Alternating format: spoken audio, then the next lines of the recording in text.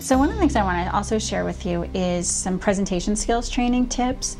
We talked a little bit about the media training component and what to wear, what not to wear, and how to carry some of those things off. I also think one of the things that's also helpful when you're doing video work, maybe some things I can share with you as well. One is, where do you look? We talked in the earlier video, and the other video, about where to put your hands, sort of keeping them in that box. Second point is, where do you look? Because oftentimes looking straight into a camera is intimidating to people because it's an inanimate object and we're not used to having conversations with an inanimate object, so it seems unnatural. So you'll get better with practice. So the more often you find an opportunity to, not that you need to talk to yourself all the time, but have conversations with inanimate objects, a camera can help you play that off and get you some additional experience with that. When you're doing interviews, when there's a reporter there for the media, for example, or even if someone's videotaping an exchange you have with someone else, that's when you shouldn't look at the camera. What I'm doing now is I want to engage with you as the listener. I want to make you feel like you're the only person that's listening to this conversation, and so I'm speaking directly to the camera as if I was speaking directly to you.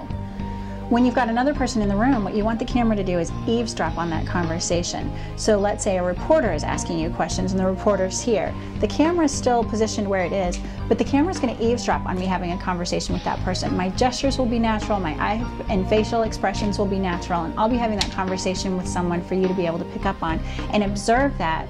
Because here's the risk when I am having a conversation with the person in the room and also engaging with the camera. I do this all the time.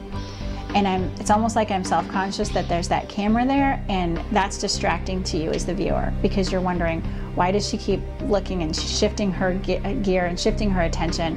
And that shiftiness translates to trustworthiness. Plus, you're shaking your head no back and forth. So you may be saying, yes, this is very important, I want everyone to pay attention to it, but you're shaking your head no all the time. Again, sending some subliminal messages to the audience, to you as the receiver of this message, that can kind of make that trustworthiness and that credibility a little bit more fuzzy than you want it. You want to be able to have that piece where you're going to either have the camera eavesdropping on you, having that conversation, or where you're going to be doing one-on-one, looking straight into the camera and talking to that person. But you want to avoid the back and forth that can sometimes be tempting when you're being interviewed by a reporter, or when you know there's a camera there and you tend to, especially if they tell you, forget the camera's here, you really have to try and do that. Another thing to do when you're doing video work is to make sure that you give yourself some lead time and some cut time. So when you start, don't just have the person who's doing the filming run and start talking as soon as they say action, or as soon as they say go, or start their hands moving. Give yourself a second to lead into that. That lets your editor have some room to work at the beginning of the tape.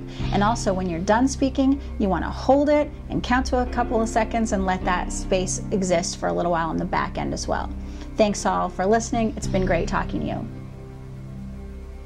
So you hold that for a couple seconds so they have something to cut. Don't immediately say, thanks, it's been great working with all of you. How'd I do? Was that good? Are we wrapped?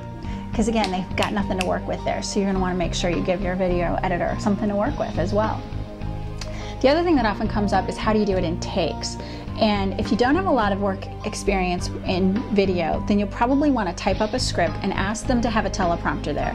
It's simple. They load it into the teleprompter just off of a Word document. And there's a screen that gets overlaid in front of the camera, and your words show up right there. So you're looking at the camera and you're reading across. Caveat on teleprompters: your eyes moving back and forth reading the teleprompter shows up on camera. So you want to make sure you find a fixed point on that teleprompter and use peripheral vision rather than having your eyes move back and forth and reading that screen in front of you. Because again, your eyes look shifty, you come across as being perhaps a little less trustworthy and a little less prepared. Because what's great about a teleprompter, a person who's skilled at using it, is that he will fixate on that one point, read the script, and you won't be able to tell that there's a teleprompter involved. That's the game plan with the teleprompter. A couple other things. When you're engaged with this, and if you're speaking kind of ad lib and not really sure where you're going to go next with the conversation, oftentimes having a cue card out of sight that's not going to be captured in the frame of the camera can be really helpful to you. So you can have sort of your cheat sheet just out of eyes reach, a place that's natural for you to look and say, okay, I got that next point. Okay, I've covered point 4, I need point 5 next. And pull those into your conversation that way. It can be really helpful to making sure that you stay on topic, making sure that you're being brief and not belaboring a specific point, and making sure that you're covering the content that you really wanted to cover, your key branded messages, hopefully. Thanks again for listening. I hope these presentation tips have been helpful to you when you enter the world of video.